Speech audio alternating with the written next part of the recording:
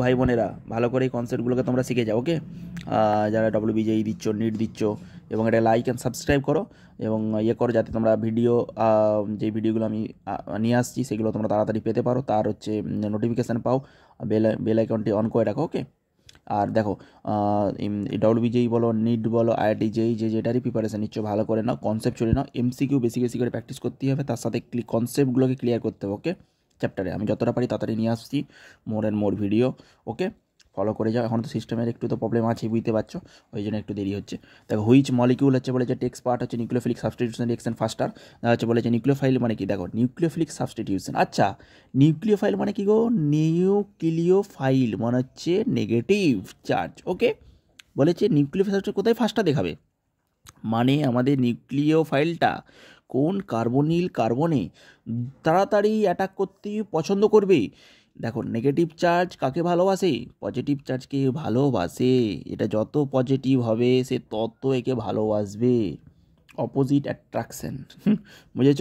দেখো নিউক্লিওফাইলটা আমাদের যত তাড়াতাড়ি এটা যত পজিটিভ চার্জ ডেভেলপ করবে তত কার্বনিল কার্বনে তাড়াতাড়ি অ্যাটাক করবে। বোঝা গেছে না যায়নি? এই জন্য এটা ডেল্টা পজিটিভ হয়, এটা কি হয়, এটা ডেল্টা পজিটিভ হয়, এইটা ডেল্টা নেগেটিভ হয়। যত ভালো এটা পজিটিভ তত ভালো নিউক্লিওফিলিক অ্যাটাকটা এখানে পসিবল। তার মানে কি, এখানে নিউক্লিওফাইলটা অ্যাটাক করবে, করে রিঅ্যাকশান করে দিবে।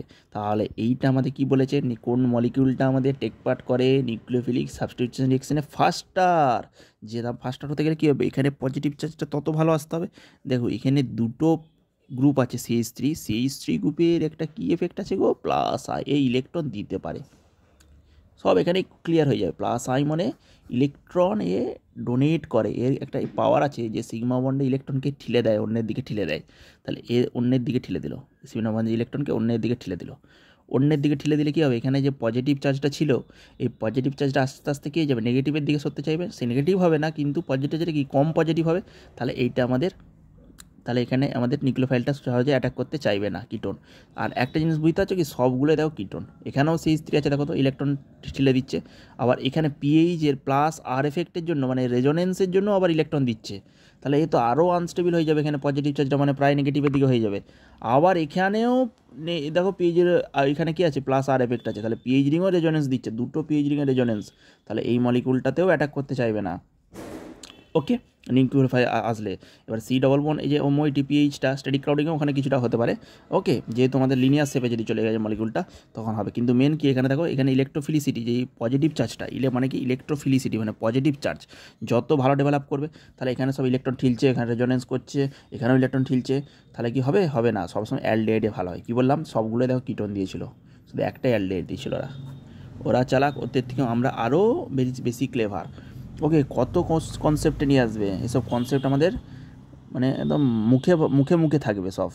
এইটা দিয়েছে, তার মানে 3টে কিটোন, একটা অ্যালডিহাইড, বাস অ্যান্সার, চোখ বুঝে। তারপরে আবার সব পিএইচ রিং দিয়ে দিয়েছে, বাস। তার মানে আমাদের নিউক্লিওফিলিসিটি অর্ডার কি অ্যালডিহাইড হয়, তারপরে কিটোন হয়। এখানে দুটো, এখানে দেখো এখানে প্লাস আর প্লাস আই কাজ করছে, এখানে মাত্র একটা। আবার হাইড্রোজেন আছে, হাইড্রোজেন ইলেকট্রন কিছুটা কী করবে, হাইড্রোজেন ইলেকট্রন নিজের থেকে কিছুটা টেনে নিতে পারে। তাহলে এটা কী হয়ে যাবে, আরও পজিটিভ হয়ে যাচ্ছে, এখানে ইলেকট্রো পজিটিভ অ্যাটমের সাথে যুক্ত হচ্ছে, মানে অ্যালডিহাইডের ফার্স্ট হয় অ্যালডিহাইড। আর কিটোনের সাথে না প্লাস আই মানে ইলেকট্রনটা কী করছে, এখানে ইলেকট্রন ডেন্সিটিটা কমিয়ে দিচ্ছে, ইলেকট্রনের এখানে যে পজিটিভ ডেন্সিটিটা কমিয়ে দিচ্ছে, এখানে পজিটিভটা কমিয়ে দিচ্ছে, এখানে পজিটিভটা কমে যাচ্ছে, এখানে পজিটিভটা লেস হচ্ছে, এখানে পজিটিভটা লেস হচ্ছে। নিউক্লিওফিলিক অ্যাটাক ভালো হবে না, নিউক্লিওফিলিক অ্যাটাক ভালো হবে না। ওকে, নিউক্লিওফিলিক সাবস্টিটিউশন রিঅ্যাকশন ফার্স্টটা কোনটা করবে, অ্যালডিহাইড, অ্যাসিটালডিহাইড। চলো এবারে নেক্সট এসে গেছি।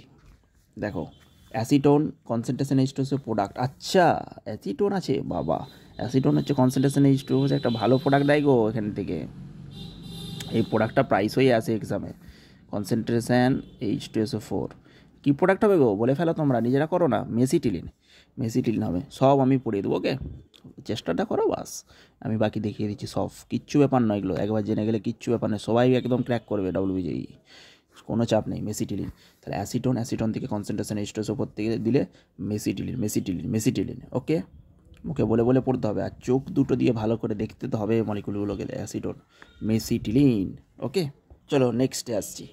2007 সালে কি কোশ্চেন দিয়েছিল গো, বলছে স্টিফেন পদ্ধতিতে নিচের অ্যালডিহাইড। এটা আবার কোনো প্রশ্ন হলো, স্টিফেন এটাই প্রশ্ন, একটু ইয়ে আর কি। দেখো স্টিফেন পদ্ধতিতে আর সিএন থেকে এই যে CN সায়ানাইড সবসময় অ্যাসিড বা অ্যালডিহাইডে কনভার্ট হয়। এ কোথায় যেতে পারে, অ্যালডিহাইডে যেতে পারে আর অ্যাসিডে যেতে পারে। অক্সিডাইজ হয়ে এর তো আর এর বাইরে কিছু নেই, এ যাবে সেই কার্বন পার্টটা সিএইচও যেতে পারে বা COOHও যেতে পারে, মানে অ্যাসিড। এবার আমাদের স্টিফেন পদ্ধতি বলে দিচ্ছে, একমাত্র পদ্ধতি স্টিফেন যেখানে আমাদের CNটা কোথায় চলে যায় গো বলো, আর CHOতে কনভার্ট হয়ে যায়। নেম রিয়াকশান থেকে ওরা হাইলাইট করবেই নেম রিয়াকশান, যেইগুলোতে একটু একটু করে লজিক কেন আছে বলো তো, এখানে CNটা ডিরেক্ট আমাদের অ্যাসিড হয়ে যায়, কনভার্ট হয়ে, কিন্তু আমরা অ্যালডিহাইডে রুকে দিলাম, ওকে অ্যালডিহাইডে বাধা করে দিলাম, আর ওকে এগোতে দিলাম না, ডেঞ্জার জোনের দিকে, ওকে অ্যালডিহাইডে আমি রেখে দিলাম, অ্যাসিডের দিকে আর এগোতে দিলাম না। তাহলে আমি কি ওখানে বাধাপ্রাপ্ত করে দিচ্ছি, ওকে তুই এখানেই থাক, অ্যালডিহাইডে থাক। তাহলে অ্যালডিহাইডে থাক মানে কি SnCl2 ডাইলুট HCl দিলেই, আর এখানে H2O দিলে ISCN থেকে RCH। তার মানে কি স্টিফেন পদ্ধতি শুধু জানতে চেয়েছিল কোনটা, কিচ্ছু আর জানতে চাইনি, মানে অ্যালকিল সায়ানাইড টিক করবো চলে আসবে, অ্যালকিল সায়ানাইড মানে RCNটা জানতে চেয়েছিল। কী জানতে চেয়েছিল? RCNটা।